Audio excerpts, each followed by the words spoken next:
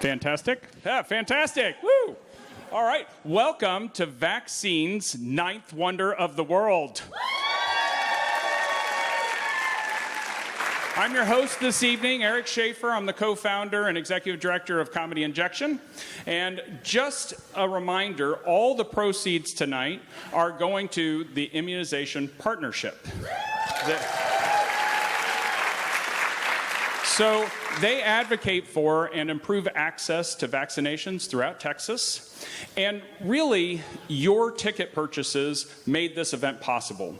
And just to kind of make that a little more visceral for you, I want to mention that the first couple rows here actually paid for the stupendous venue that we have.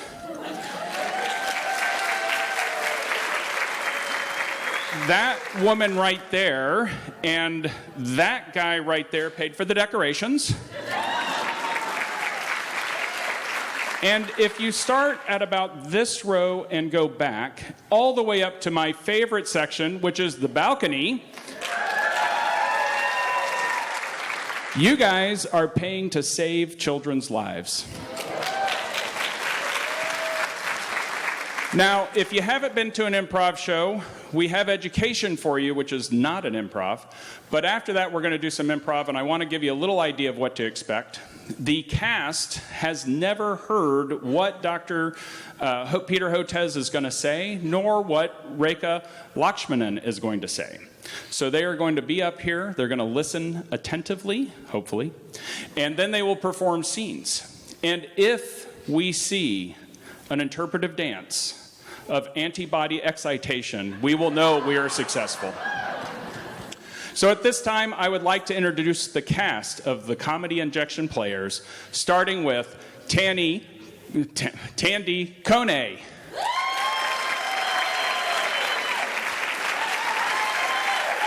Leslie Leonard, Michael Mixon, Amici Enway, Steph Suarez, and Jacob Womack. And finally, the other co-founder and creative director of Comedy Injection, Roger Anderson.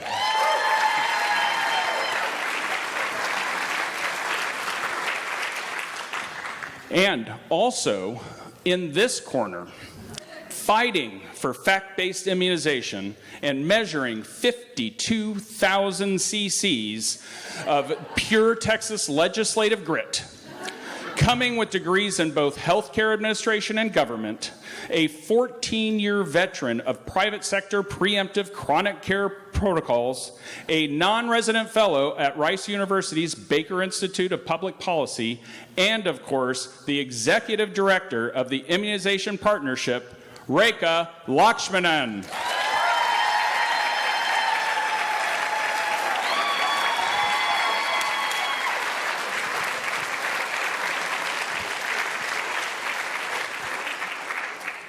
Now, for our main event, weighing in at 207 pounds of pure hate mail every week, a scientist dedicated to combating neglected diseases, including hookworm and schistosomiasis, a co-developer of the Corbavax low-cost, scalable, and globally accessible COVID-19 vaccine, the dean of the National School of Tropical Medicine at the Baylor College of Medicine, Houston's heavyweight healer, the science slugger, the pathogen punisher, Dr. Peter Hotez.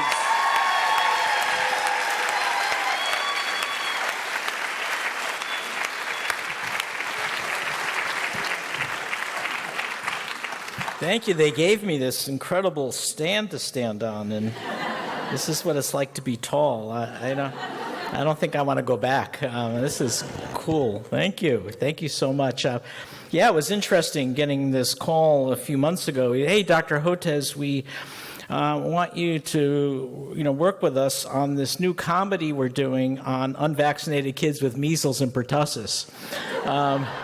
what could go wrong? I kept on thinking of the film The Producers by Mel Brooks. For those of you who don't know it, Mel Brooks in the movie gets Gene Wilder and Zero Mostel to put on a play that is guaranteed to flop because it's like this kind of Ponzi scheme, but for them to make the money, the play has to flop. And so they do this musical called Springtime for Hitler.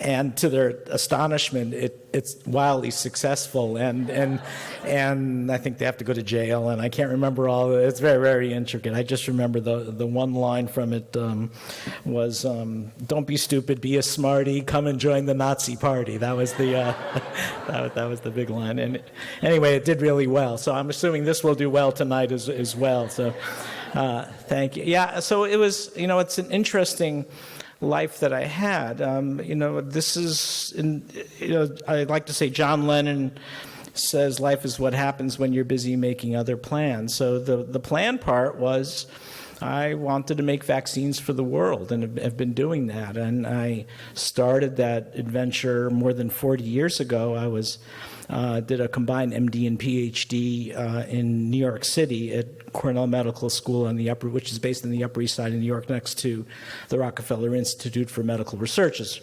Now it's Rockefeller University. And the hookworm vaccine I worked on for my MD PhD dissertation 40 years ago. Now, 2 weeks ago, we published in Lancet that it actually works, and we're getting close to 100% protection. So that's really neat. Now, the other thing that happened 40 years ago was I met my wife, Ann, in New York City, and she's somewhere. Where are you? She hates when I point her. There she is over there. And to tell you how long ago it was, we lived in Rockefeller Institute housing for $44 a month on the Upper East Side of New York. That's how long ago it was. And that's, and that's what I wanted to do, make vaccines, and then came to Texas 15 years ago to really accelerate it, and it's been the most extraordinary opportunity. And then came the unplanned part, and the unplanned part was having 4 kids who are now adults. 3 are married, and then there's Rachel, who lives with us, who has autism and intellectual disabilities. So she can't live independently. She lives with us. She works at Goodwill Industries, which is one of our favorite organizations, the one on Westheimer and South Shepherd. She walks to work, has an interesting life. And the reason that's relevant is, if you remember, almost 30 years ago came this false assertion that vaccines cause autism, and our good friend Robert F. Kennedy Jr.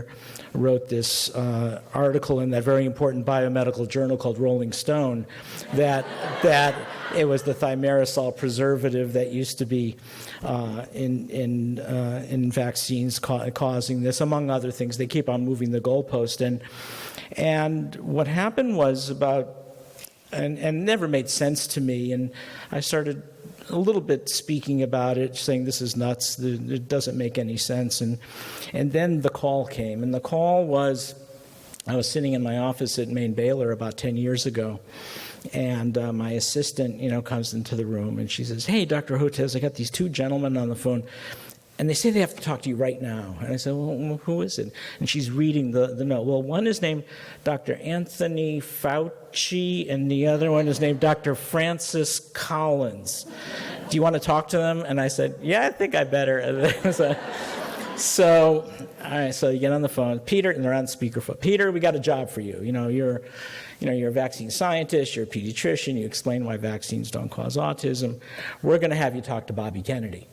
And so it doesn't get out of hand, because we know we're going to have it mediated by a third individual. It turned out to be Tim Shriver, brother of Maria Shriver. And Tim was great. He was a stand-up guy. But so I had a whole year of calls with Robert F. Kennedy Jr., some Zoom calls, and I used to take long walks with Ann in Cherryhurst Park on the cell phone, talking to Bobby Kennedy and explaining to him why vaccines don't cause autism, and listening to all of his stuff. Do you remember? You remember those calls, Ann, right? Yeah, she had some colorful commentary about it all, but when you're debunking all of his stuff, he didn't care what he said. He would just make it up he literally makes it up as he goes along. And, I would have to, but I couldn't do that, right? Because I'm a professional scientist and a pediatrician, and that wasn't the right thing to do. So I would go to the National Library of Medicine PubMed database and give him the numbers and give him the data to explain why he's full of shit, and which I would do all the time. But before I know it, I had a pile of papers like that thick, and I said, I got a book here. So I turned it into a book. It was published by Johns Hopkins University Press, and it's called Vaccines Did Not Cause Rachel's Autism. And unfortunately, that made me public enemy number 1 or 2 with anti-vaccine groups. But it also gave me a front row seat to understand what this thing is all about. And with Anne, watching it evolve and how it started around vaccines causing autism. And that thread never left. And of course, with Kennedy now coming on board as Health and Human Services Secretary, he's injected some steroids into that. In some cases, literally injected some steroids into it. But I also watched it take on a political element around this kind of libertarian concept of health freedom, medical freedom. You can't tell us what to do. And that started about 14 years ago or so after we had come to Texas. And it really revved up in Texas. And this is when anti-vaccine groups started getting PAC money, Political Action Committee money, where they were actually paying for candidates to run on anti-vaccine platforms and to file anti-vaccine legislation. And that's how I met Rekha and getting involved in the policy end. And so for the first time, this whole anti-science movement got adopted by a major political party. It made absolutely no sense, and nobody wanted to be political. And I'd say, look, I really don't care about your politics. That's your right as an American citizen, but don't adopt this stuff because it's so dangerous. And then it really came off the rails during COVID-19, and it just was heartbreaking to watch.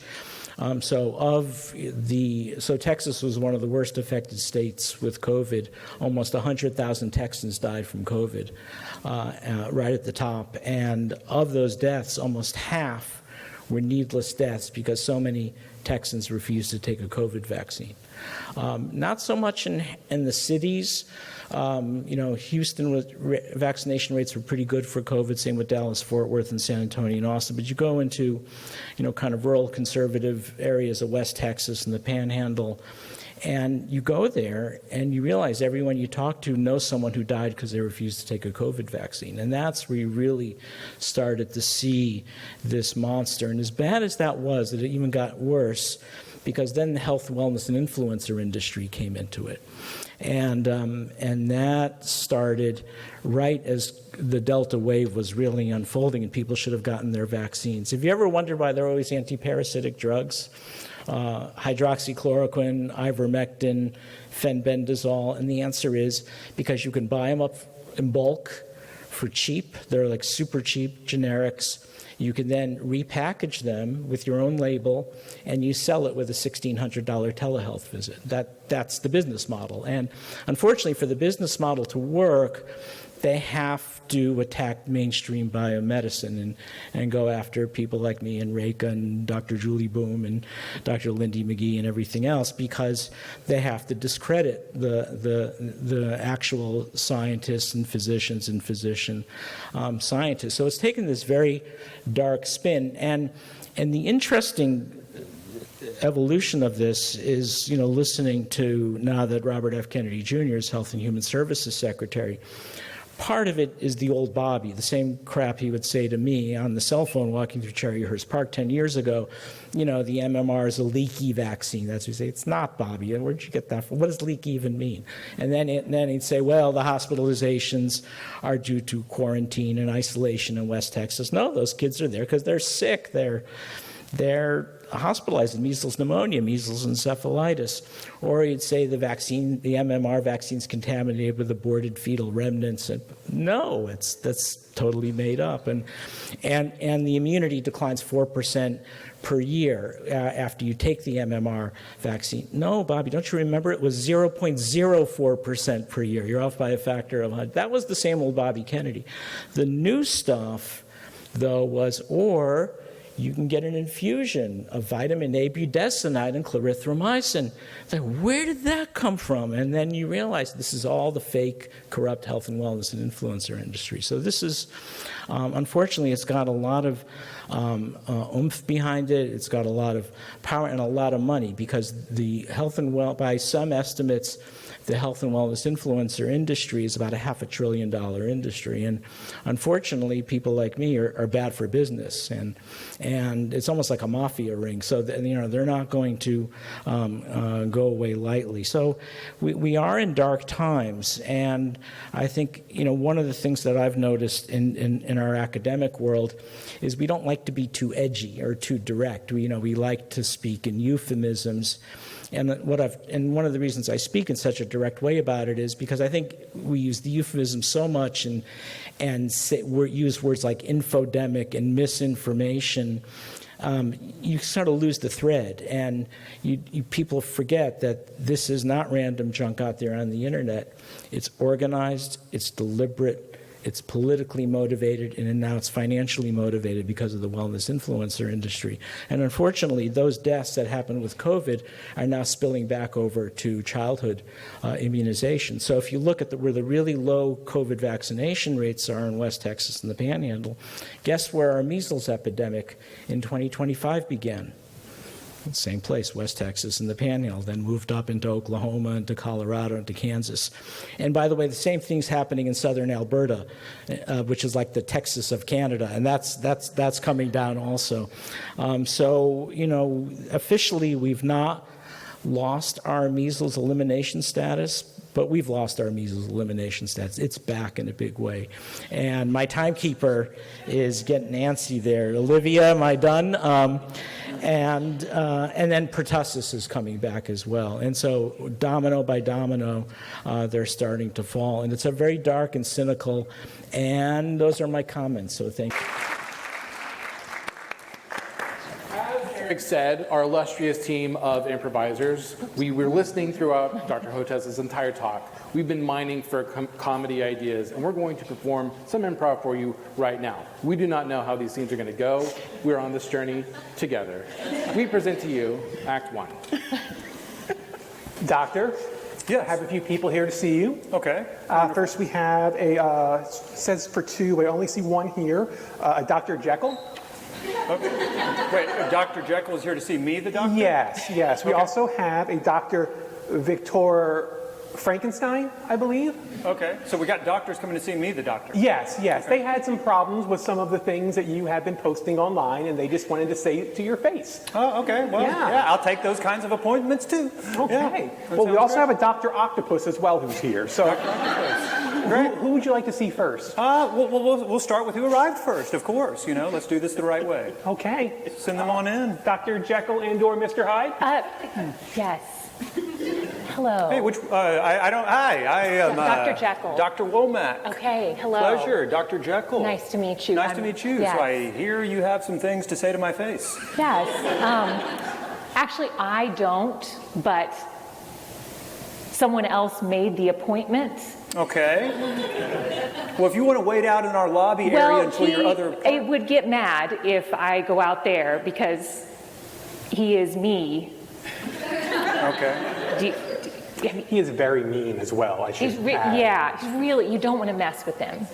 I'm really sorry about that. And so Hey, I knew my ankles were ugly, okay? That's why I wear pants. He always says stuff like that to me too. It's really, I hear it. Okay, so They're not ugly. They're not ugly at all, okay? They're not great. I'm good. I don't need to be patronized. I told you, I have a great plastic surgeon if you need one. Make those ankles as beautiful as you want them. wow. Okay, so I think he had a problem with some of the things you said, indicating that We should eat Play-Doh? that maybe no, he liked that. He liked that? Yeah. Okay. Well, he should, because it will cure the common cold. Well, I was kind of concerned about that one, but Play-Doh is delicious. Feed it to all the children. Dr. Womack. Yes, that's me. Nice Yes. to meet you. And Yes. you are Dr. Mr. Hyde. Mr. Hyde. Yes. Pleasure. They won't give me a medical degree yet, Okay. but I'm working on it. Ooh, This no. condition Oh my you gosh, have. I'm Is it so time for my sorry. appointment yet?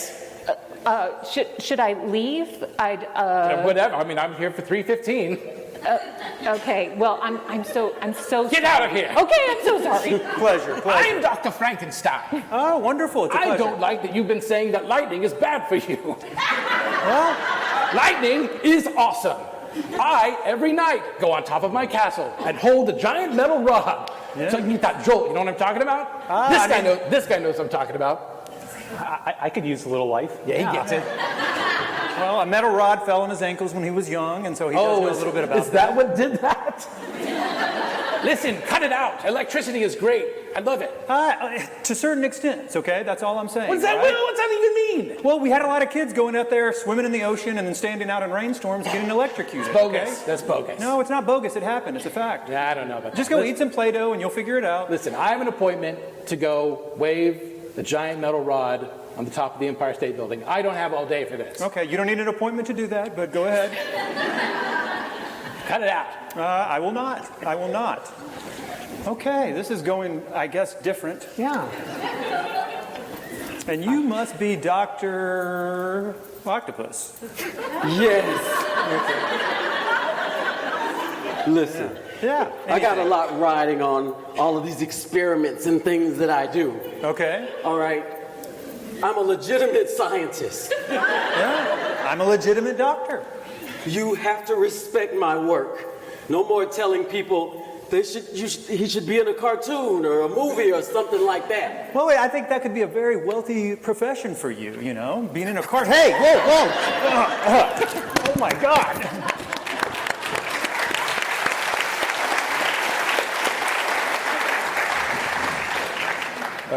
Thank you so much for giving me this interview. I really appreciate it. I didn't send you my resume. I'm just going to wing it. I'm going to make it up as we go along. Yeah.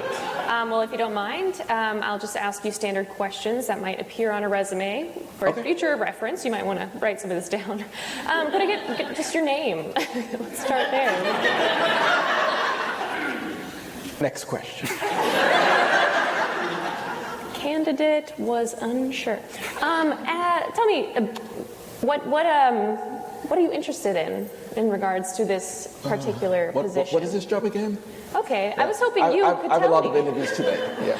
Oh, okay. I have 7 interviews today. Okay. Yeah. I really want to find a job, so I just scheduled a bunch of interviews. Okay. And I can't remember which one comes first. Have you heard of ivermectin? We're just peddling that, okay? You have the look. You have a great head on your shoulders. Yeah. Do you have TikTok? Yes. That's all you need. So I'd say that this seems like maybe a good situation for both of us, because you don't know a lot, if you don't mind me saying that. No, that's true. That's true. And I think you're rather, you strike me as a go-getter. You have 7 interviews, you said? 7 interviews. 7 interviews today. Today, okay, yes. Yeah. Okay. I really want to find a job. So. Well, you know what? You found one here, okay? Okay. At healthandwellnessco.org. Okay, so thank you so much. I can take you to your office if you'd like. Right away, I get an office? Yeah, actually, it's that chair, and pull out your phone.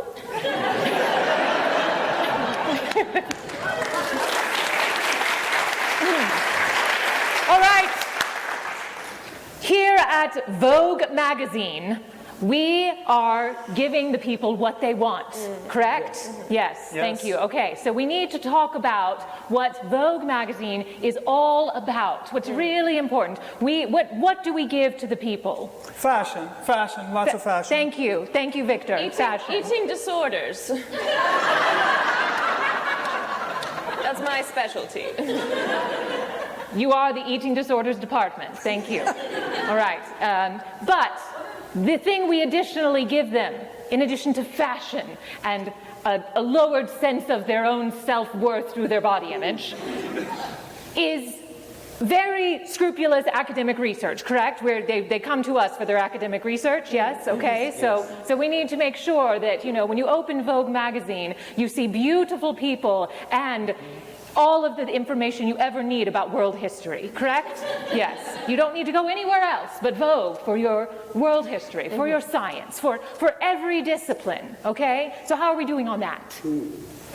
Over at Teen Vogue, How did you get in here? I don't quite know. I think I may have taken the wrong side. Okay. I'm a little confused here. I thought we were trying to increase our journalistic integrity, or am I? That just seems unnecessarily cruel. All right. All right, Teen Vogue, thank you for sharing your opinion, I Hey, guess. boss, I've got that report you wanted. Turns out that topsoil's eroded even more this year. Thank you. Oh, good walk. Good catwalk. Yes. Yes. Good job. Yes. Oh, such a good intern. Giving everything. Getting better. Yes. I love that intern. I love that intern. I'll probably fire him tomorrow. All right. Sorry, excuse me. You can't read, Teen Vogue. You can't even read. It says here we're talking about topsoil, but only how it can help clean your pores. That's what's important about topsoil, obviously. Right, but erosion is a lot of issues, you know, with climate Okay, my change. skin is eroding while you're talking. I need you to focus up here, okay, Teen Vogue? Look at the end. It says, and you better be skinny. If I may interject, would you like an Adderall? We have a great article on how Adderall helps your overall well-being. Yes. It goes well with Monster Energy drinks. Exactly. Take it daily with vitamins. No, thank you. Our future is meaningless. Yes. Teenagers should not exist. I just think we have a journalistic responsibility Okay, to you make need sure to know, all these words, they're clouding my energy. They're just, my chakras are horrible. Yes. Can we get the intern back in here Oh, to do my a catwalk goodness. or something, Please. please? Oh, yes. I've got another report. AI deleted 15 million jobs this season. Big whoop. I didn't even hear him. I only see him. I know. Where's the photographer? All Thank you you. need is to watch Thank a beautiful you. catwalk. We needed Oh, that. it's just so nourishing, so nourishing. Can you even walk a cat? I've never tried, but I'm Yes. sure with the right harness. I mean, Most importantly, what do you have against us? I don't have anything against you per se. I just have something against your agenda. I feel like you are giving people the wrong idea of what happiness looks like and what truth means. Oh, let's, Walk with me. yes. No, really walk. You have to Really walk walk. like you mean it. Oh my God. Backwards and forwards. There you go. Yes. Okay. Don't you feel it now? What have I been doing with my life? Oh my God. That's what we've been trying to say.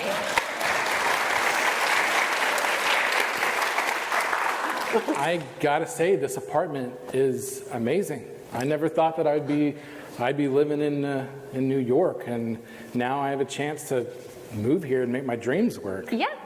It's about 20 square feet. You're welcome. And that's going to be just $44 a month. $4,400 a month. I'm so sorry. This is Hey, would y'all hold it down over there? Hold it down Hold over it there. down? Yeah, would y'all Or hold it down keep over it there? down? Keep it down. The Okay. noise, yeah. Okay. Hey, what's up, dude? I'm so sorry. Hi, I guess I'm your new neighbor. Yeah, we're neighbors. Yeah. This is my square right here. Yeah, this will be Yeah. my square. Okay. So I'm the super, as you know. Don't. Oh yeah. This is your other roommate. Oh, that's my roommate. Yeah, hold it down, okay? Just hold it. We hate noise, you know, that's our thing. We don't like noise. Yeah. Okay. I'm still really excited about moving here. Yeah, as you should be. Good deal. So, I'm just going to be sleeping here. During the day, I'm going to be making my dreams come true, huh? what are your dreams? I don't know. You Thought know? I wanted to be an actor and then music, but I'll find them here. Jay-Z said I'd find them. Yeah. Concrete jungle where dreams are made of. That's what he said. Yes. Yes. Then this is fine. So we got I can cook food here. No. No. I have the cooking area.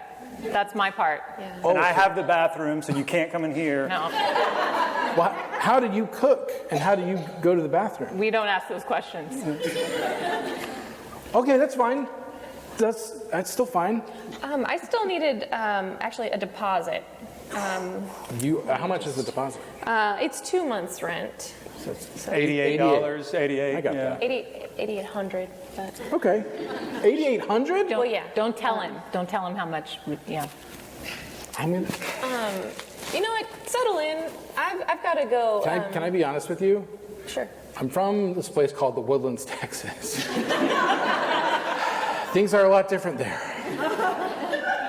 I don't know if I'm going to be able to adjust to this little amount of living space and a lack of steakhouses and shopping malls.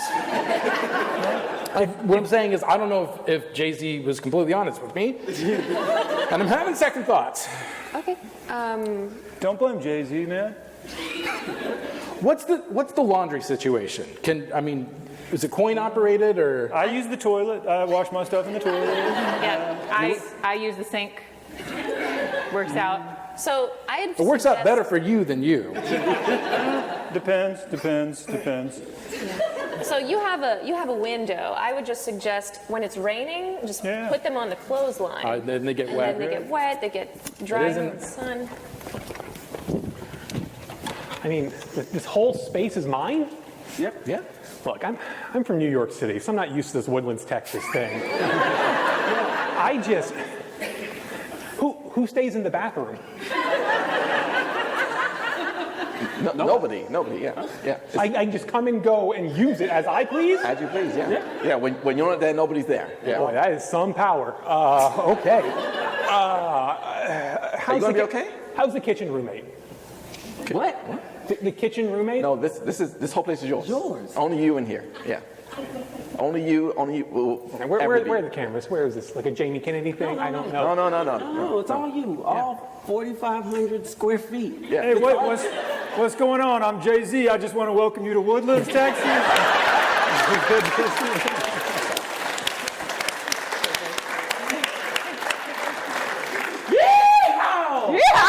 We're back, baby. Yeah. We've been put away for a while, but measles is back. We're back. Right here in the panhandle. Gonna make you so itchy. Yeah. Everybody was doing the right thing for a while, but they gave it up. Gave it up. Gave us a chance to come. Where's Pertussis? Hey, I just wanted to tell you, we're about to get the Measles open mic comedy show started. Yeah, that was part of the condition of us coming back. Yeah. We gotta stand in front of an audience and we gotta tell jokes. Okay. They want to hear. They've got a lot of excited people to hear some measles jokes tonight. All right. Can I get you guys anything? If drinks... Now, are you pertussis or are you afflicted? He's afflicted. Oh, if that would have happened on stage, I wish it would have happened on stage. That would have been better. That's too bad. Sorry about that. So y'all got 3 more minutes before we start, so I just wanted to give you all the heads up, okay? Okay. All right, I'll come back and get you. Yeah. Hey, did you want to do it together, or we're just going one at a time? No, I think we should do it together. Okay. Yeah. Yeah. It's more powerful. More powerful. Yeah. I'm sorry. I'm a big fan. Oh. Can I get your autograph? Yeah, you sure can. That's what Get it in there. Yeah. Check his temp. You got a fever? Oh, yeah. Hey, you can't get in here before the show? Oh, okay, he died. It's okay. Yeah, that's fine.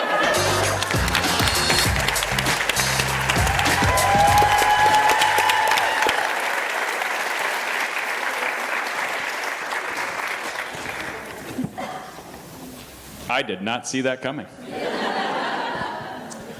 Our next speaker is the Executive Director of the Immunization Partnership, Rekha, Lakshmanan.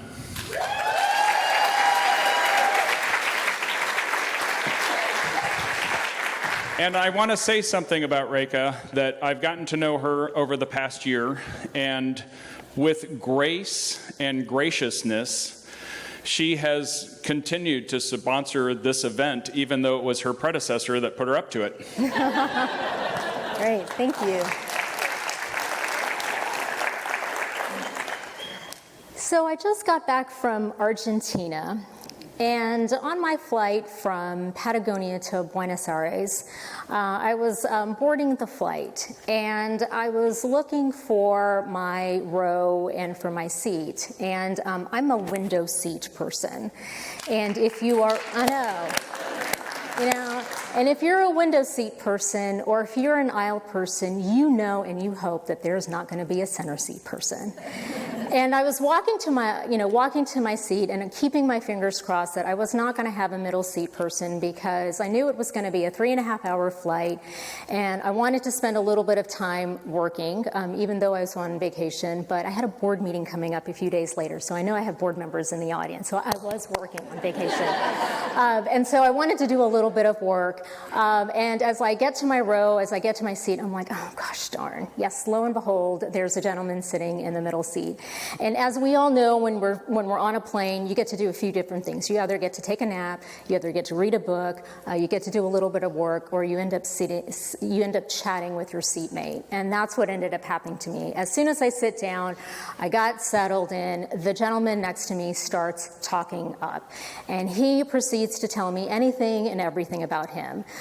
He tells me that he's a rabbi, he was a civil rights lawyer, and he was now a traveling nomad. And I know that there's a joke in there somewhere.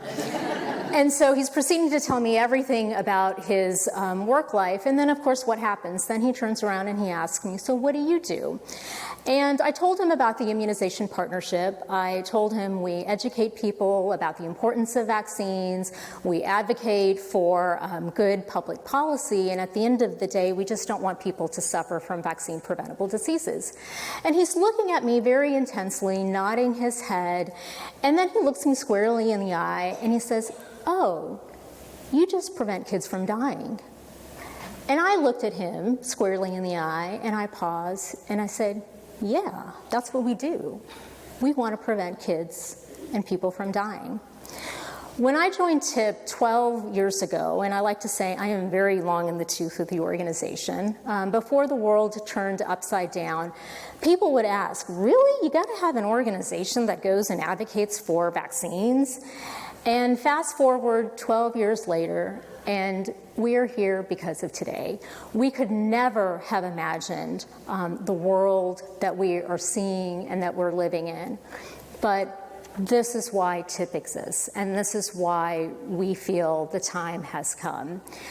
Many of you may ask, well, what do y'all really do? Well, you know, every day looks a little different. Every week looks a little different. I mean, there are some days where our team is putting programming together to go out into community centers to educate seniors about diseases we can prevent in them and how they can talk to their adult children about vaccines. And we know that that's a big deal. There are days where we do research and we become data nerds and we try to look at the data and figure out how can we translate the data into ways that the public can understand. And then we produce educational materials and dispense educational materials to hundreds of families across Houston and across the state. There are days when we're talking and listening to families who have questions about vaccines and who are concerned about their child's school and whether or not their school is going to be susceptible to a vaccine preventable outbreak. And they're asking us, hey, what can we do? And then there are days where we're taking phone calls and we're having meetings with doctors and nurses who are frustrated with what they are experiencing in their practices and seeing their life's work to solely protect children and to keep them safe and healthy completely being undone. And they don't know what to do, and they're looking for support. And then, of course, there are the days when we are on the receiving end of being berated by people. And, you know, Dr. Hotez is, you know, sadly, the recipient of that. But a clear example is last year I was with a colleague and we were making a visit to a legislator, and we simply wanted to have a conversation with them about their position on a particular policy. And we walked in and the staffer that we were talking to was visibly upset and mad with us. and she berated us and she yelled at us. And I'm telling you, I mean, as long as I've been doing this, I've never had an experience like that. And I talk to people across the entire spectrum, those who strongly agree with us and those who strongly disagree with us. And I had never had an experience like that. And it got so bad that we had to actually stop the meeting in midstream because we were talking to someone who chose not to have the patience to have a simple conversation. So we stopped the conversation and then we just ended up leaving. I tell all of this to you to say that despite a lot of the challenges that we all are seeing and experiencing, we will not stop. We have a duty to do. We have our mission to go and protect people from dying from diseases that we can prevent. And we are very, very clear on that. I'll leave you with this. The work is hard, the mission is hard, but the end result is so, so important. And each and every one of you here tonight has formed a community, and we cannot walk this road alone. It is not a road to Patagonia where there is nobody involved. We all have to work together. And each and every one of you get a gold star from me and from us tonight, because you could have spent your Friday evening somewhere else, having dinner, spending time with friends, but you all came here. And I mean, of course you want to come here. I mean, when you have an opportunity to listen to Peter Hotez and you see such a talented group of people, why not be here? But I just want to say thank you so much. We can't do this work alone. We can't do this work without you, and we're so appreciative of everything that you're doing. So thank you.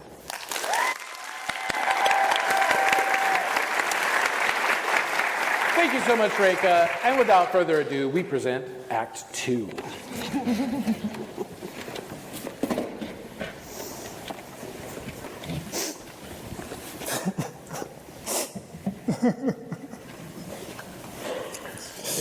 You okay, buddy? No. What do you think? I'm miserable. Why do you think I'm miserable, Dad? I wish I knew, son. Yeah, me too. I wish you knew me. Yeah. I just want to say that I love you, I am here for you, and I care for you. Yeah, right. Prove it. Show me for once. You didn't know why I'm mad, Dad? Well, I don't. What do you want me to do? I buy you presents. All your millions of dollars don't impress me, Dad. Tell me what I can do to impress Shove you. them where the sun don't shine. I'm not going to do that. That is not going to be comfortable. And, humility aside, that's a lot to shove. That's all you care about. No, I care about you as well. And you... Then I'll tell you why I'm mad. See what you're going to do about it. Okay. Let me have the window seat.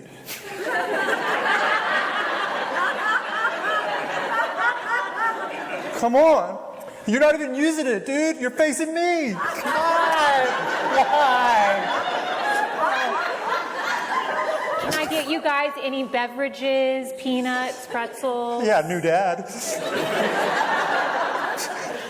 Sir, are you using your window I am seat? using the window seat, okay? I have a very, very low vitamin D right now, and my doctor has told me nape of the neck is the best place to get your vitamin D Okay, from. sir, unless you have a note from your doctor, we do require that you utilize your window seat and enjoy the view. Otherwise, we have other passengers that we will replace you with. Yeah, Does it you're have sitting to be- next to one of them.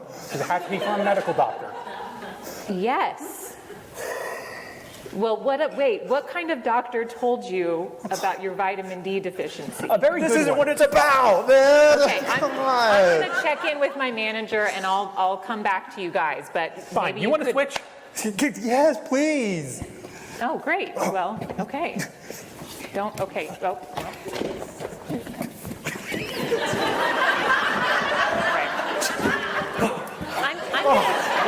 Oh my God.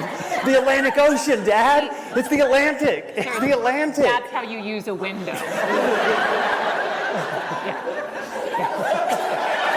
All right. Looks like we're all good here. Dad, look. I know what you're seeing right now, and I know how confusing that must be. Pay no attention to that horizon, okay? It is a lie. The planet we live on is as flat as my ass.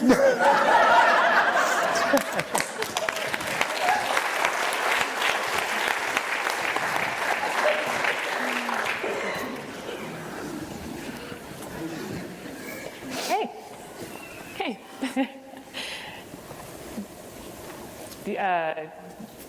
Hi. You good? What? Okay. I mean, I've been better, Okay. but that's not why we're here. Okay. I'm sorry. Yeah. No. I should be congratulating you. Thank you. on all your success. Thanks. Yeah, you've been here for 12 years, and you've never, ever gotten talked to the way that I've been talked to. You know what I mean? Yeah. You know, people are just generally nice to me. Yeah, what's up with that? So, I don't know. yeah. I guess yeah. I just try to be a nice person. Okay, I tried that, and then people were like, I don't like that you're trying to prevent kids from dying. And I was like, okay, so what's up with that? You know what I mean? Anyway, did you want some coffee? Yeah, that'd be great, actually. Yeah. Thank you. So this is your side job? Yeah. Yeah, okay. Almond milk's okay? Yeah, almond milk is great. Thank Okay. you. Yeah. Hey, y'all. Everyone gonna go hang out with Chuck for his birthday? I know you're gonna go, right? I am, yeah. Hey, Yeah. you love to party. I do. I feel it. Yeah. Oh. Hi. Hey, Diane. Hi.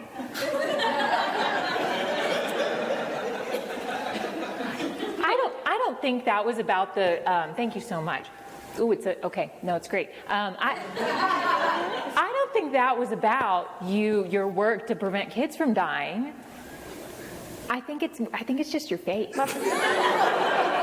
You just kind of, you have an energy that's just a little hard. I'm sorry.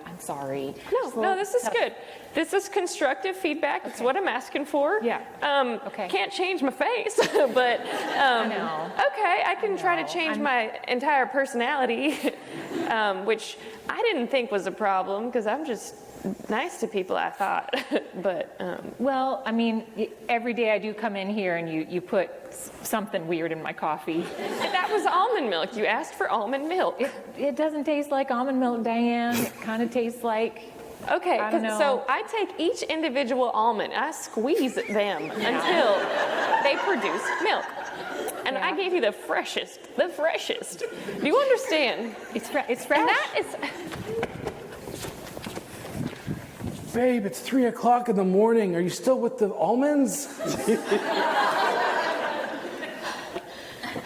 This is crazy. No one's gonna like you more because you squeezed almonds all night. Don't say that! I'm trying something. At least I'm trying. I want to support you, but this is too much. I'm glad y'all came to see a marriage therapist. Yeah. It's a good idea when you're having issues in your marriage, and Yeah. maybe we can have some open communication today. Yeah, and I really appreciate that you're going to be here for us, and I think we're off to a great start. Right. I also think that. That's wonderful. That's Okay. good. We're on the same page immediately. So in your email, we were talking about late at night. There's some issues with almonds. Well, specifically nut squeezing. Not his. That's... Look, we're on Okay. two different wavelengths, it feels like. Yeah, I was kind of noticing that just in that exchange right there. Yeah. That was a humor. People like humor, and I was trying to make a joke to be likable. She's consumed with having people like her. It's taking over our lives. Let's get back to this almond thing. Oh, So what's try it. this almond milk? Fresh squeeze. Fresh squeeze. Fresh squeeze. I didn't know by hand. Yeah, you Yes, squeeze it by hard your enough. hands. I did not know. Wow, you must have some incredibly strong hands. I absolutely do. Okay, I'm getting off track. Just ask my husband. This is not how this is supposed to go. This is good. You should try. There's a measles open mic comedy show. You should try it sometime. Oh.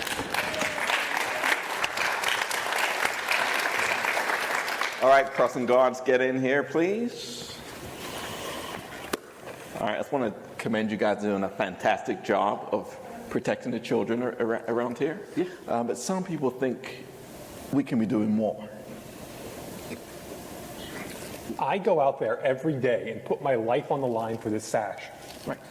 What more could I possibly do? That's what people are saying. I don't know. Yeah. Are you spending all of your time protecting children, or just some of your time protecting children? I'm protecting the crosswalk. Okay. Yeah, there's more to the world than just the crosswalk, you know. Yeah. Wait, I'm supposed to be protecting the children that walk across it? Yeah. That explains a lot of the angry emails I've been getting. That is my bad. I just want to say What did you think you were supposed to be doing? You know, for scuffs and... Sir, can we cross? Can I please cross? In those shoes? Absolutely not. You know what those do to paint? Come on. This has been dry for 7 years. And I want it to stay that way. You scuff it up, it gets I'm repainted. going. Yeah. If I had What are you going to willpower. do, wave your flag at me? Yeah, that's what I thought. Bye. That sounds terrible. You made me feel emasculated. Okay. You got to protect the children a lot better than that. Yeah. I don't let them on the crosswalk. I make them go anywhere else across the street. I say, hey, look, this, not for you. Anywhere else, I don't care. Live your lives, be free. You know, I'm living that libertarian lifestyle, except for this right here. You could do what I do. I get a big overcoat and I just like put the children in there, and then I just walk across the street like this. Nobody's gonna hurt them. Nobody. I'm always on the kids, 100%. Have you seen the next door post that came a couple hours ago about the lady selling children out of her trench coat? I think there may be some wires getting crossed there. The people don't understand my work. What kind of child are you looking for? Preferably. Oh. Could I interest you in any of these? Oh, wow. That one looks strong. Kind of cute. Okay, well, there's other choices. Ooh, that one looks. Has she been vaccinated? No, this one hasn't. That's the thing about her. That's a big thing about that child. This one has, this one hasn't. You can Just see so the you difference. know, my parents died. Hers gave her away. So. Oh. Okay, you say that a lot. You always are saying that. Well, it's always true. Yeah, it hasn't changed. Okay, just don't throw it in my face, okay? Yeah, sometimes we let them debate, so when you choose, you can kind of see how they argue. Okay. I don't know about that, actually. Well, we're not done yet. We're not done yet. I have another one right here. Okay. Oh, hey, a team. And I'm a video game teen. I'll play Minecraft all day. Oh, wow. Low maintenance. Stay out of your hair. Yeah. Completely low maintenance. Wow. Yeah. And to compare this one, I have another one I'd like to compare to that okay. one. And here's another child. Hey. Hey, is this a basketball? You play basketball? Yeah. Also low maintenance, because you'll just go out and play. Yeah. I'll play NBA 2K, depending on. You can do it 2 for 1. Oh. Yeah, younger brother. This is younger brother, non-teen, and teen. Okay. Okay, and she's still there. Wow. How do you decide? How does one decide? I don't. I get rid of them.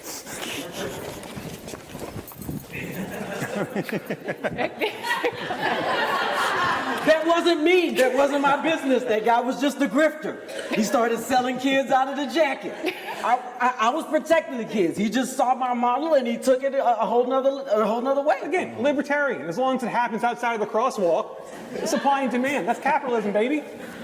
Look, you called this meeting. What do you want us to do? How can we protect the kids more than we're doing?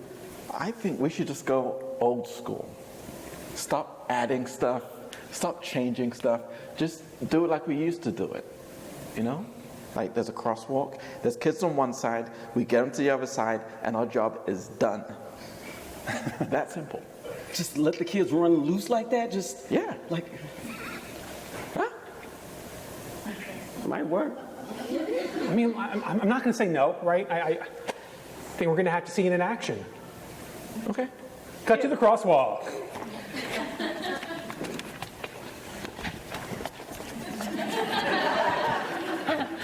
Wait, could I stand here though? Could we stay here? Yeah, right in They the said middle. they said we could be in the crosswalk. No, kids. He never let us Kids. walk on the crosswalk before. It's Kids. so cruel. Oh, let's just wait. No, but let's see if we can jump on it. Okay. Not that easy, huh? Yeah, I know. Yeah. I haven't been in the field for a long time. I don't know how to communicate with the new The street generation. is lava. You have to stay on the white part. Yeah. Hey, kids, You have kids. to scuff it up. If you make it to the other side, you can live in a cove.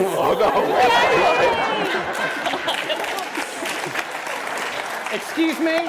Excuse me? Hello? Hello? Yes. I need to yell at a manager. Him. Hi, I just got a quarter pounder with cheese. Oh. And I looked on the app and it says apparently it is 800 calories. I need you to reduce that calorie count right away. Okay, Get those calories right on down. that's there. What are you doing? I was taking off some of the calories. No, there. no, that's not what I want. Okay. I want you to make it the same burger, but take away calories so that I can eat Oreos after. If I may. Yes. So you can always yell at him, but just don't yell at me. Okay. I will take that burger, put it in the blender, strain it. You got juice. Everyone loves juice. It's a health food. That's why she's the full manager and I'm just the manager that gets yelled at. Yes. I'm sorry, I'm going to rescind the yelling from you. I'm going to place it on you. No. A burger Whoa, whoa, whoa. smoothie? What do you think I am? You drinking smoothies? I said juice. Juice. Sir, if you're angry, I implore you, you have to take it out on me. I can only yell at one person at a time. Okay, I'm going to rescind the yelling from you, put it right down here. What do you want me to do? Now I have to put forth energy? I'm saving energy to eat this quarter pounder with cheese. Sir, I'm trying to help you, sir, okay? This is usually what customers like. They start with the yelling, we get a little physical, and then at the end, maybe we'll make up, maybe we don't. Let's figure out. All I want is to eat as much McDonald's as I want and not gain any weight. That's all I want, and you can't make this. What are you still presenting yourself? You are getting more angry. I don't know where this is going, and I want to be prepared. You seem into this. I love my job. Is that such a crime? No, this is ridiculous. This is ridiculous. I want a... So I understand that you're looking for some information about how to reduce the calories in your burger. Yes. Well, here at Vogue magazine, we have published some beautiful research, and it explains thoroughly that if you just think in your mind, and if you walk with your body, Sure. your calories will be whatever you tell them to And be. my hair can look like Billie Eilish. It can look amazing. Amazing. Now let me see you walk. I don't know about that. Oh. I did some modeling in college, I guess. Am I late for the walk? No. We're going to watch him walk for the first time. Everyone, come on. Come on. It's his first. Vogue. Oh, was that the Vogue whistle? That was the Vogue whistle. All right. When the Vogue whistle calls. Let me give it a shot. Oh, that's good. We've got something, yes. Hey, gosh. would you try it with one of these cheeseburger shakes? It's a cheeseburger smoothie, I mean. Oh, I want to yell so bad. Yeah, let's give it a shot. I don't want to speak out of turn, but I think it's time for a celebratory spanking.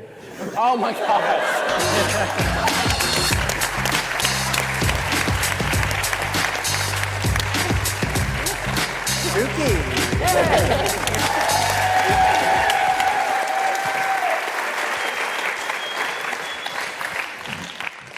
Amazing. We're going to invite Dr. Hotez back up.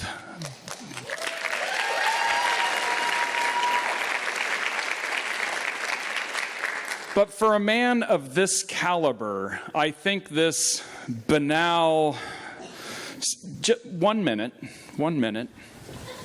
I think I've been abandoned.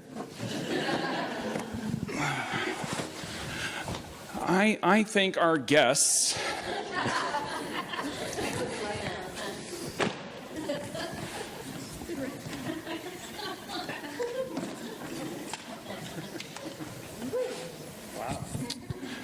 It still lacks something. I think it's gorgeous. I mean, Cows.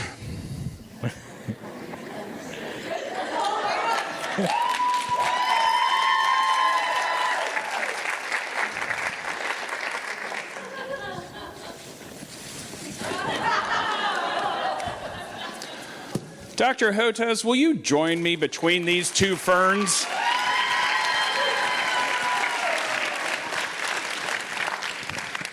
Was that the herd? That was the herd. The herd. The herd immunity. The herd immunity, Yes. exactly, exactly. I want to start with a question that I think I can tell is on everybody's mind. Is this a clip-on? No. This is part of the affectation that if you have to tie it a bit askew so people know you tied it yourself. That's otherwise you don't get the 12 IQ points that go with the bow ties. You know, I literally lost blood flow to my fingers putting this one on. I am really impressed with that. I do want to ask. I give lessons on how to do it.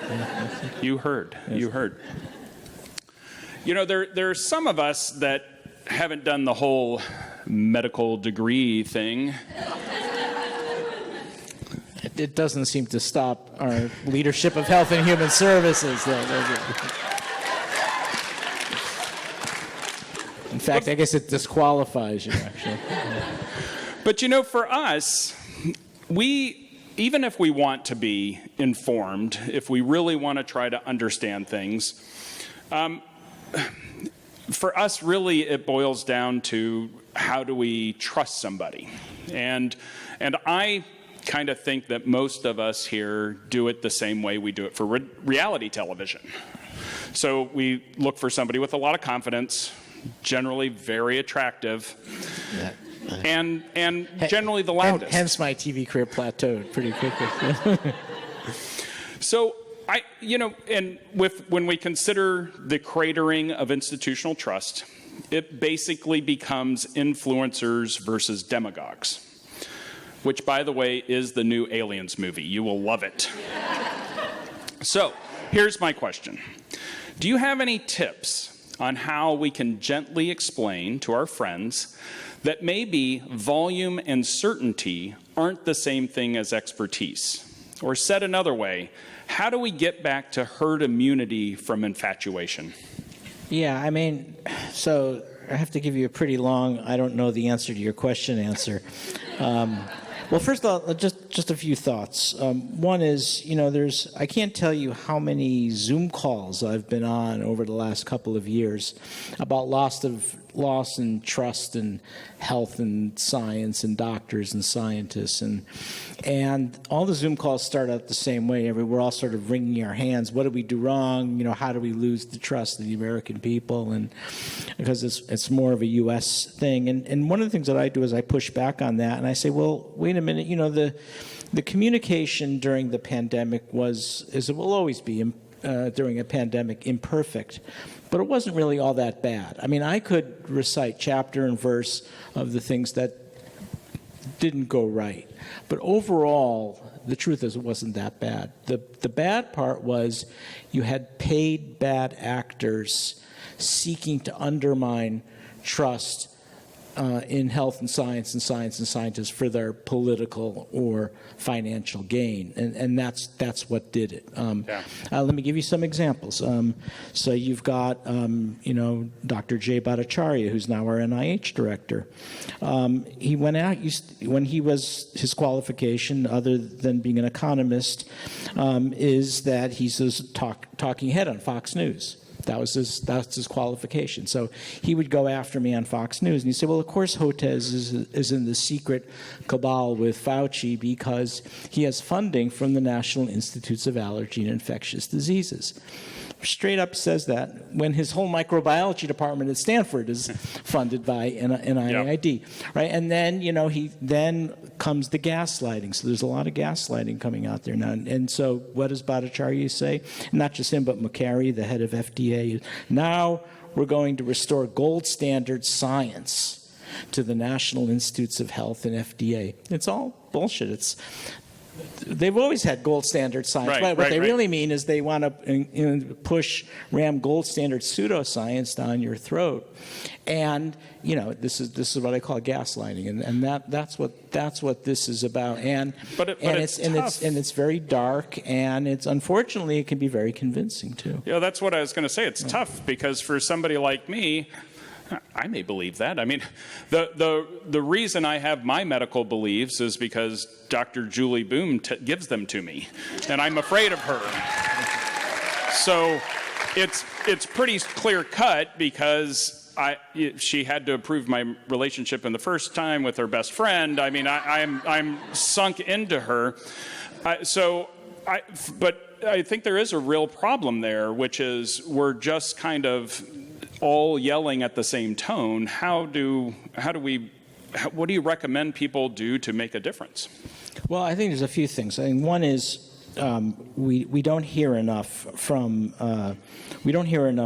real scientists and real docs in the community, and this is why things like this are so important.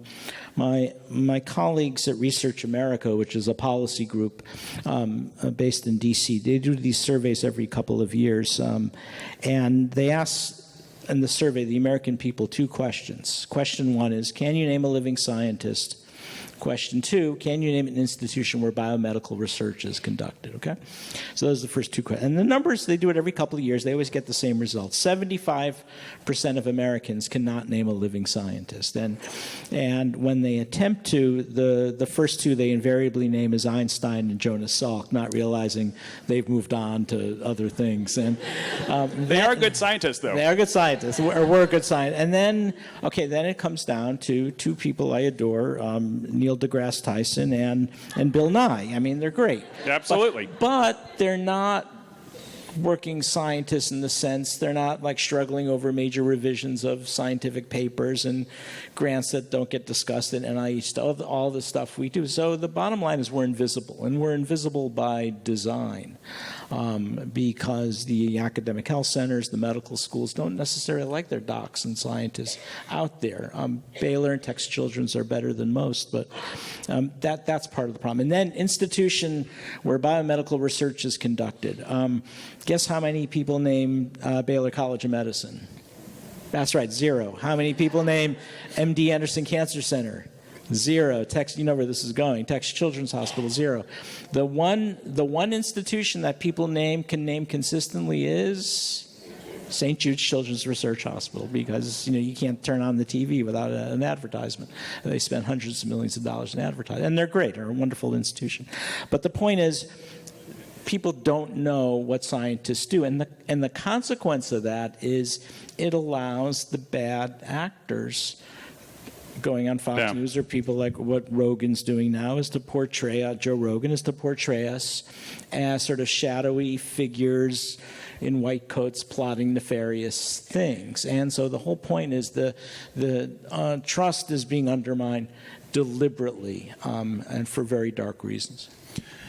And I'm curious, kind of circling back to that idea of not being an expert in something but having to choose and make decisions. I understand credentials could be huge, that sort of thing. I also, in your book recently, you talked about how many pros have turned into kind of shills for the dark side, if you will. I am curious, though, is there a time in the recent past where you had to find an expert, like a plumber or an HVAC person, or even a hug therapist, where what approach would Dr. Hotez go about trying to vet somebody? Well, Anne's the expert because she brings them all to the house, because I can't do anything around the house, and I can promise you, no matter who walks in the door, it's $1,800. No matter what it is. Right? No matter who you bring, it's $1,800. But again, this is what they're doing is, and the crazier the conspiracies are, and the more stuff they make up about me or colleagues, the faster it goes viral. I mean, they've got me now making COVID virus and H5N1 flu, and I'm doing this in a secret basement lab at Davos at the World Economic Forum. Who knew they had a lab? And I saw that video. You looked good. And of course, I'm doing this with George Soros, right? And then I don't know why it was. Ann doesn't like to let me tweet after I've had a drink, but and I said, yeah, I was working with Soros, but the guy couldn't pipette worth shit, and I had to get rid of him, and it goes viral, right? And so it's just gotten so, and of course then I'm a shill for the pharma company. I said, wait a minute, no, we made a low-cost COVID vaccine for India and Indonesia, reached out 100 million people show you can bypass big pharma. Yeah. But that's just an inconvenient truth. Right, right. My personal metaphor for that is I kind of think of all those actors as cockroaches. You never can really get rid of them, but we want to get back to a time where I flip on the light in the garage and you don't see them scurry, right? They're just stay on the wall where you need to be. Right? I mean, I think the equally tough, I don't know the answer to your question. The answer is, how do we begin walking this back, too? I mean, we've gone into this very dark place, and it's going to take time to, but we're still in free fall, right? I mean, this is not getting better. The other thing I like to say about what Kennedy is doing, and it's not just Kennedy, it's this whole this very corrupt MAHA movement. Vaccines are just the foot in the door. That's the beginning, and I've written about this on the Baker Institute website, headed by the Center for Health Policy, headed by Heidi Russell, and it goes something like this: if back in 1910. There was a man named Abraham Flexner who was charged with the Carnegie Foundation for Education to shut down all the quack medical schools. Back then, you had two types of medical schools. You had the scientific medical schools, which were represented by places like Johns Hopkins or Washington University, St. Louis. And then you had what's called the sectarian medical schools. This was homeopathy or what was called eclecticism, this sort of fake system of botanicals. And what Flexner did was he succeeded. He went to every medical school in the U.S. and Canada by train in 1910, and that in itself is quite a saga. But you'll have a good time with that. But what he did was he shut down the quack medical schools. It was the right thing to do. And what Kennedy and MAHA is doing is trying to bring it back. And rather than call it homeopathy or eclecticism, it's the wellness influencer industry. Yeah. And it's basically he's trying to create this whole parallel universe of pseudoscience, which explains why he's going after the biomedical journal. He's going after JAMA, Journal of American Medical Association, New England Journal of Medicine, why he's cutting NIH funding, why he's threatening medical schools with all this kind of fake stuff. It's to build up this whole parallel universe that's out there right now, and that's why I say we're still in free fall. This is the attack on the vaccines I see as version 1.0. And the tragedy is there's no breaks, there's no feedback loop. There's the White House doesn't seem to be reining him in Congress is sort of weak and feckless. And it seems odd, like I get if you had some notion that you were right about something, you might push your agenda and say, hey, let's all have COVID vaccines because I feel I'm right, I'm saving people, that's what I should do. When you're deliberately sabotaging, studies that come out, like they just did with the COVID-19 results from last fall, it's hard for me to understand. I think it's hard for anybody here, I would hope, to understand how do you actually think that, what's the motivation? How do you even get in that head? And I think part of what I'm hearing is that you don't, because you can't.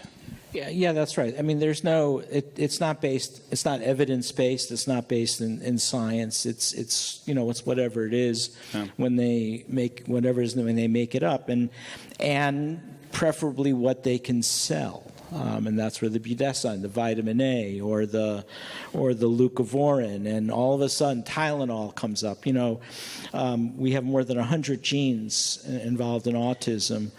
We did genomic sequencing on Rachel and my wife Ann and I at Baylor Genetics, found Rachel's autism genes similar to the others, all involved in neuronal interactions, neuronal connections, which makes a lot of sense. But it doesn't mean that there's no environmental factor. So when I was talking to him, back 10 years ago, walking in Cherryhurst Park with Ann on the cell phone, I'd say, Bobby. Back then I was calling him Bobby. I won't tell you he was calling me. I said, if you're pregnant and not aware of it, and you're taking an anti-seizure medication. It's also used as a mood stabilizer called valproic acid or Depakote. It's contraindicated in pregnancy. It interacts with autism genes and gives you an autism phenotype. And I identified 3 or 4 environmental exposures involved in that were doing that, interacting with autism genes, and he couldn't care less. Yeah. And then, he has the nerve last year, he, portrays himself as the defender of looking at environmental causes of autism. The scientists are saying it's all due to changes in diagnostic criteria. We can go through what those are. I think a lot of it is, but I said, no, man, you were the one who didn't want to look at the environmental exposure, and they still won't. And then they pull this stunt in the White House last September. All of a sudden, it's Tylenol. And I was like, where did that come from? I mean, the data is pretty clear. It's not Tylenol. In fact, if you're pregnant and have a fever, fevers could be teratogenic, and you want to keep fever down. It's one of the few things that we had. And it's just completely bizarre. But as a result, the actual environmental exposures in pregnancy remain uninvestigated. Right. So do you think we're kind of over the honeymoon phase with vaccine? I mean, we had, it seemed like in the 20th century, we had polio, we had MMR, we had hepatitis. I mean, it was such an incredible time. We literally thought we were fighting back and controlling nature. And we've had this steadfast, true companion with us with vaccines since then. Maybe has the spark gone, and can we get that spark back? How do we, and is that a path worth pursuing? Is the real answer to ignore all the chaff and that everybody is firing and just say, my God, look how amazing these things are? Yeah, you sure try, and you don't want to get to the point where vaccination rates decline so much that measles now becomes a thing, right? But that's where we're headed, as well as whooping cough. And, we just had 2 kids die in West Texas, perfectly well school-age kids whose parents made that executive decision not to vaccinate them because of the garbage. They were inundated. These parents themselves were victims of this targeted disinformation campaign. That's how powerful it is. It causes parents to do reckless things to endanger the lives of their kids. And unfortunately, it's dominating the internet. It dominates the Murdoch media empire, Fox News, Wall Street Journal opinion section. And then Rogan started taking it on, and he had me on a couple of times, and he was okay. Did some weird stuff, but generally okay. But then all of a sudden, he starts pushing ivermectin, right? And I was trying to email him. I said, man, don't do this. It doesn't do anything for COVID. And what happened was there was this kind of big pushback in the Delta wave against vaccine mandates, which I didn't agree with, but I understood it. It was fair enough to have that discussion and debate. The problem was they then went the next step and falsely discredited the effectiveness and safety of vaccines. So I benchmarked it at the CPAC conference of conservatives in Dallas in 2021. Right as the Delta wave was unfolding, Representative Matthew Cawthorn from North Carolina gets up there and says, well, first they're going to vaccinate you, and then they're going to take away your guns and your Bibles. And you're like, oh, jeez. But it's not going to be in that order. We're going to do it reverse. But I didn't like it. It was annoying as hell, but I understood it. It was fair enough to have that discussion. That wasn't the problem. The problem was then they brought on this parade of horrible sociopathic individuals who were out there falsely discrediting the effectiveness and safety of vaccines. Yeah. And that's the pattern we saw. Then this happened with Fox News during the Delta wave, and this was documented by 2 groups, Media Matters for America. By the way, I was going on Fox News and Tucker Carlson and Sean Hannity beginning of the pandemic, and then when I wouldn't go along with the hydroxychloroquine nonsense, the invitation stopped. But again, you had Tucker Carlson, Laura Ingraham, Sean Hannity, the most widely watched news broadcasters in America, 3 million viewers a night. Whole big thing against vaccine mandates. Fair enough. I don't like it, but at least it's a debate. Discussion. At least it's a debate. Right. Then they brought on all the toxic talking heads to falsely discredit the effectiveness and safety of vaccines. And that's what Rogan did, exactly the same thing. So if you're sitting there in West Texas, right, and you're watching Fox News every night, and you're watching Rogan podcasts, you made the best decision you could based on what you were being inundated with, and you paid for it with your life. And now this is what's happening. I mean, when you go into West Texas, everyone you talk to knows someone who died because they refused a COVID vaccine. And now you go, and now this is spilling over into childhood immunizations. Which is crazy. Yeah. So I think in the spirit of this conversation, I think, and thank you so much for your insights, although I still don't know how you pick an HVAC person. I mean, I got to go to Ann, I guess, and find out. In the spirit of that, I'm curious if... And $1,800. And $1,800. I'm curious, would you be interested in trying something maybe a little different right now? It sounds like I'm getting an offer I can't refuse. So I'm going to say that all the improv folks here are very familiar with a game called Five Things. And it's an improv warm-up game. And it's to sort of get your mind running. And we'd really like you to play. And the best part about it is that the audience is going to participate. Well, I'm going to count on you then to really... I really got to build this up and railroad them. So can't I just show them how to put on a bow tie?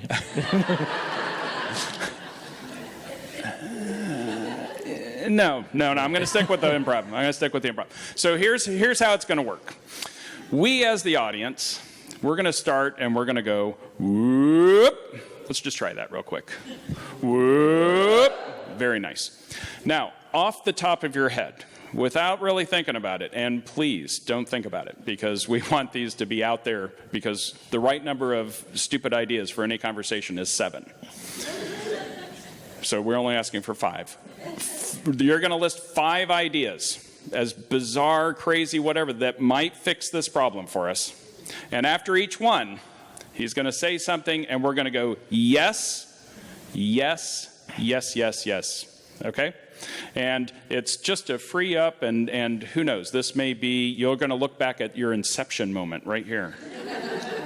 Were you willing to play? I think I already got incepted, but oh no, that was concept. Forget it. Okay. We'll talk to Ann about the difference. Right. Does that sound fun? Sounds We'll amazing. give it a try. Sounds we'll give it a try. Yeah, all right. So, Dr. Hotez, will you give us 5 things that will get us out of our current predicament? Do you want all 5 together? Go 5. Okay. Well, one is... Oh, no, this is not thinking. You got to go right at the top of your head. Oh, okay. Just, what's your first one? Rebuilding science literacy in K through 12. Yes. And it's not just teaching kids... I think you're thinking again. Okay, all right, okay. Okay. Rebuild science education. Yes. Do something about Fox News. And Excellent.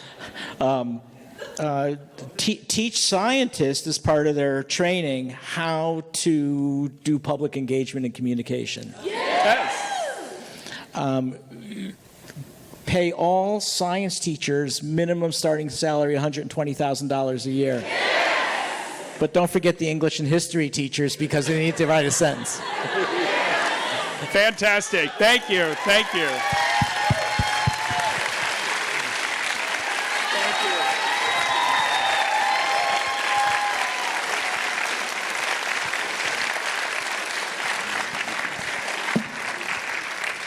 I'm going to invite you back to join your wife, who will talk about your concepts there. And write the $1,800 check. And write the $1,800 check. Make that to the Immunization Partnership. I'd like to invite our fantastic Cal Protman.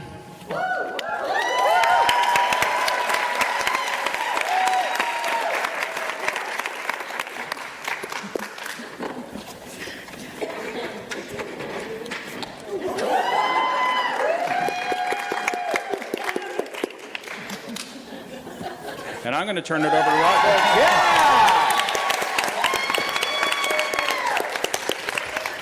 You're nailing it. Folks, we've got one more improv set for you. Before we do it, I just want to thank Rekha and Dr. Hotez one more time. They've been amazing. But there's one more extremely important person that we want to give a shout out to, and that is y'all. You have been an incredible audience. Thank you so much for being here. Yeah! Amazing. Without further ado, we bring you our final act. Act 3. Go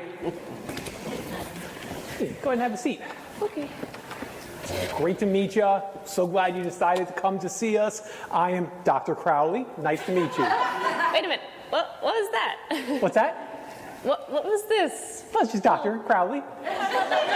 Nice to meet you. Okay, good to meet you. I'm Susan. Hi, Susan. I'm here just for a well woman. Yeah, that's what we do here, all right? Okay. Holistic medicine. And, you know, at Dr. Crowley's Holistic Medicine, you will always get the best service possible. Okay. Hi, Dr. Crowley. Hi. Here are those test results. Oh, thank you. Go ahead and look through these real quick. So, you know, a lot of doctors, they go through what they call med school. I took an alternative path. I used to be a paranormal investigator. And then I said, how about instead of investigating ghosts, I stop them? So thank you for coming down to the police station. You say you're not sure if he was a doctor or not? Yeah. So he kept saying Dr. Crowley. Oh, okay. And when you see, these are air quotes, right? I believe so. Okay. Yeah. Yeah. And then my test results, you know. I can see this is very emotional for you. It so is, because it's a good thing you're talking to me, Detective Johnson. Yeah. I need someone to really hear what I've been I hear what going you're saying. through. I hear what you're saying. Okay. Detective Johnson is here for you. Well, it sounds like you had a long day, honey. I'm glad you're home to your husband.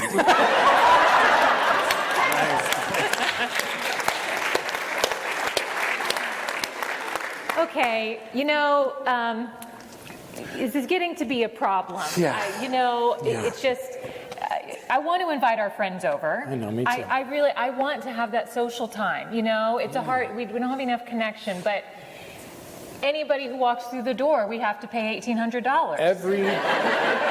Every time. Really, every time. There was that Girl Scout that wanted I to know. buy cookies. And she stepped in. She stepped over the threshold for a second. I forgot. It was Yeah. and I had to give her $1,800. And now we have 150 boxes of cookies. It's a lot. How about this? The next person that comes in our house, Yeah. we do not give them $1,800. We stand firm. Honey. Ding dong. I don't know what'll happen if we don't get. Ding dong, ding dong, ding dong. Okay. Okay. Stick to the plan. Okay. Stick to the plan. Okay. Hi, Girl Scouts. Hi. Wanted to see if you wanted to buy any cookies. You bought so much yesterday, maybe you already ran out. Yeah, well, I mean, no, we have a lot. Really? We have a lot, too, that we need to get rid of. Okay. We'll just, you know, wait right there while we think. What's your Venmo? No, stop. At Girl Scouts. At Girl Scouts. I panicked. They didn't even come in the house. Okay. Hi. I'm Charles, a financial advisor that you requested. Oh, okay. This is great. Charles, hey. No, could we just talk right here? Is that okay? There are security reasons. We can't talk about financial stuff in the open here. Okay. I'm have to step inside. No. It's a really nice day. Could we could go. Do you want a glass of water? No, he doesn't want a glass of water. Maybe he's thirsty and wants a glass of water. No, you're not thirsty. What You're is not going thirsty. on here? This is like some reverse vampire. Do you want $1,800? Do you want $1,800? No, I can't pay any more money. What's your Venmo? Too many Girl Scouts. Okay, just leave. No, just leave. Just go. I don't know what's happening. Okay, I don't either. You know, when we bought this house, they said there was a curse, but I really didn't believe it. There's like a ghost that wants us to pay $1,800. It's just, you know, we were just hemorrhaging money. Listen, we had 3 times $1,800 in our account when we had this conversation. Right. We've given away two $1,800, Yes. so we should have $1,800 Exactly. left. That's all we have That left is in the world.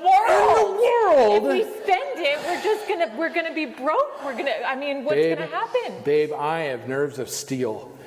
If the next person comes in here and starts talking with us and they say they want $1,800, I'm going to say, who do you think you are? David. I'm going to say, get out. David. Yeah.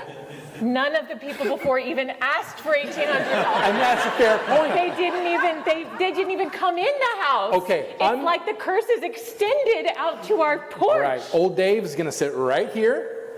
He's not even going to focus or look at it. You ready? I am so ready. Okay, well, just be strong. Okay. Put your phone away.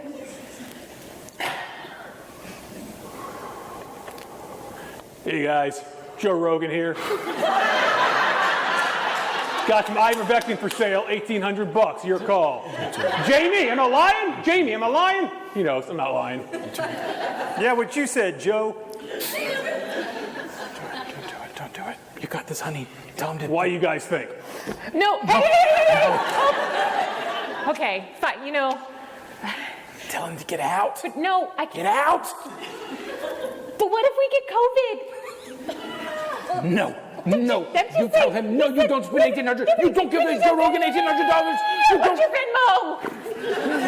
What is it? Little Joe, Little Joe? potato, 34. There were 33 other ones taken. I was pretty pissed about that, but here's where we are. No, that's just too weird. I can't give you any money. I'm sorry. Too weird. You did it. Too weird. You did it. It was too weird. I'm craving some Girl Scout cookies. Good thing we bought all of them. All of every one. Every single one.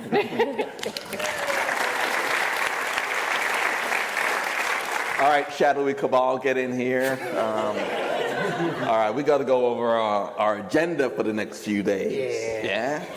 All right, Saturday morning, beach volleyball. Lunch, we'll have salads. In the afternoon, beach volleyball. What a good day. Yeah. Sunday, mimosas. Oh, my life was nothing before I joined this shadowy cabal. Yeah. That's right. Yeah. Afternoon, beach volleyball. Beach volleyball. Yes. Evening drinks. Monday morning, world domination. Yes. But what about the afternoon? Can we please play beach Todd volleyball? out of the curtains. Oh, Todd. Yeah. No, it's okay. Todd, if you'd ever get out of the curtains and come play beach volleyball with us, you might feel more included. I don't feel as shadowy if I'm out in the real world with you guys, okay? This is my comfort zone. Oh, come on, it's fun. We need a fifth person, right? It feels like you are isolating yourself from the group. Oh, it's so bright down here in this basement. Come on in, dude. Yeah, we have snacks. Have some snacks. Some of the Diablo shrimp, you see? We cut to Saturday. It's a sunny day at the beach, and they're at the volleyball court. Oh, my head. Ah. Hey, excuse me. I reserved this court for you did? 3:15. Yeah. Oh, Yes. I don't know why you're smiling and We followed your plan. Yeah, we're gonna hurt you. We're gonna do bad things to you, man. We're gonna mess Your you plan up. was to cancel my beach volleyball reservation? That's right. Your day is ruined. You know what? This is a mild inconvenience I'm not going to forget. It will All stick right, guys, with we him. did it. We did it. Yeah. Nice. Let's please continue with the game. I love it. My service. Actually, no, it's your service. The game must be fair at all times. We must be fair. Okay, here we go. We're not shadowy about beach volleyball.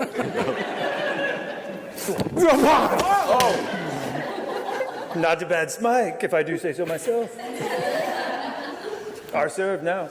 Yeah. That's how it works. Rotate.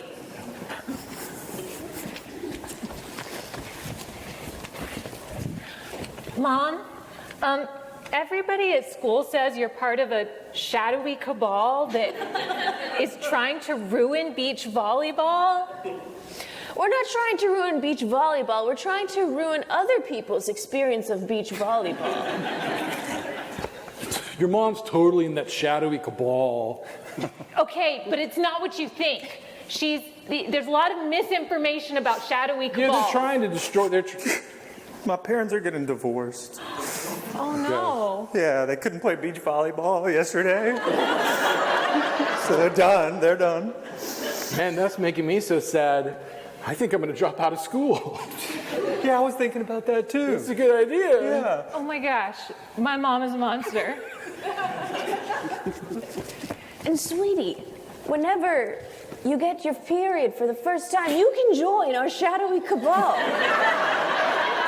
Yes. Why does that matter? Something about the moon. Okay, well, I mean, what do you do with the shadowy cabal? Is it fun? We play volleyball. Really? And we have mimosas. Wait, are you going to let me have mimosas once I get my period? Is that what you're saying? It'll just be orange juice. Oh, okay. Well, that's not as exciting, but can I just like sneak into the next meeting? Like if I hide behind a curtain? I didn't hear about it. Okay. Cut to the next meeting. So, I just want to know what other festivities we might have on the horizon. Yes, we love filling our calendar. I'm not here. What? Yes, you are. We heard that. I'm not here. Pretend that? she's not here. This person looks a lot like you. Yeah. Who is this? Get out here, Kabali. Yes, I named her Kabali.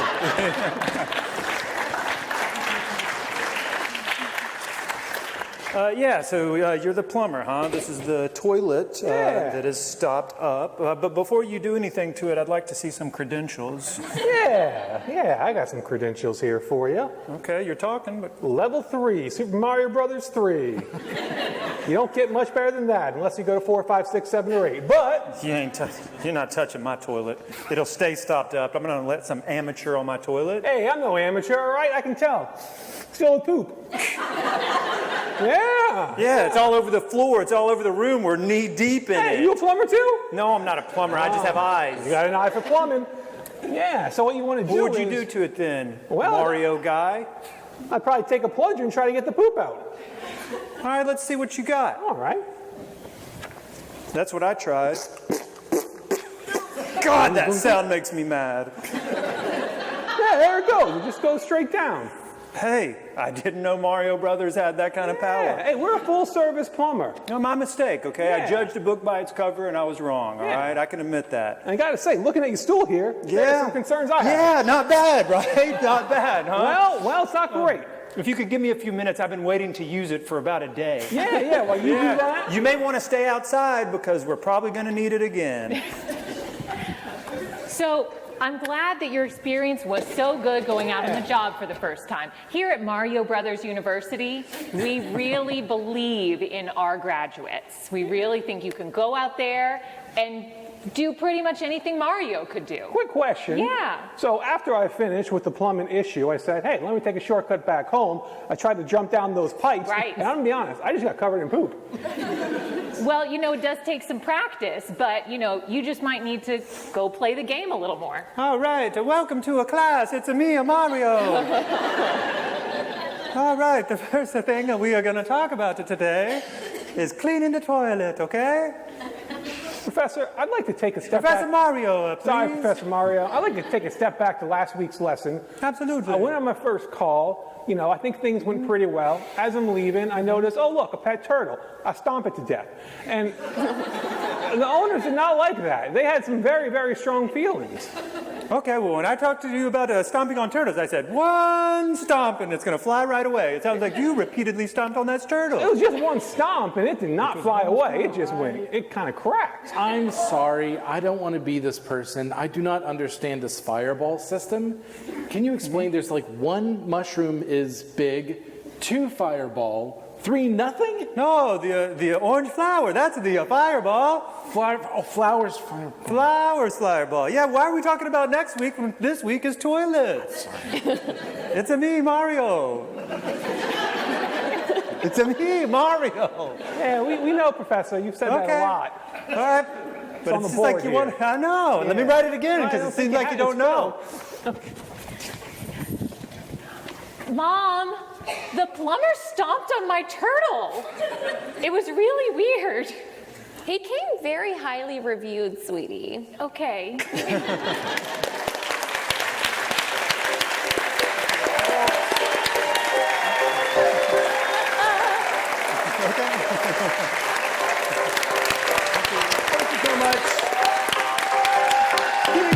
How about those comedy injection players? I'd like to thank Rekha for giving us a lot of education. Of course, Dr. Hotez, our hero, and you all will be able to buy bow ties out in the lobby. Real quick, I'd like to thank St. John's for giving us this fantastic space. Doctors Julie and Mark Boom for their kind donation, Indoor Media, who helped us with our printing, our Instagram cows, ushers, security, decoration team, social media guru, and design team. Now, here's the trick. You need to follow us at Real Comedy Injection on Facebook, Instagram, and YouTube as we gear up for the 2027 Texas legislative session in teamwork with teamwork. You can't say partnership with the partnership, but it's with teamwork with the Immunization Partnership. If you'd like to make a donation tonight or at any point in the future, use the QR code on the program or just visit immunizeusa.org. If you didn't like the show, tell your enemies to donate to immunizeusa.org. Please drive safe, and we'll see you next time at Vaccine's Ninth Wonder of the World, the musical.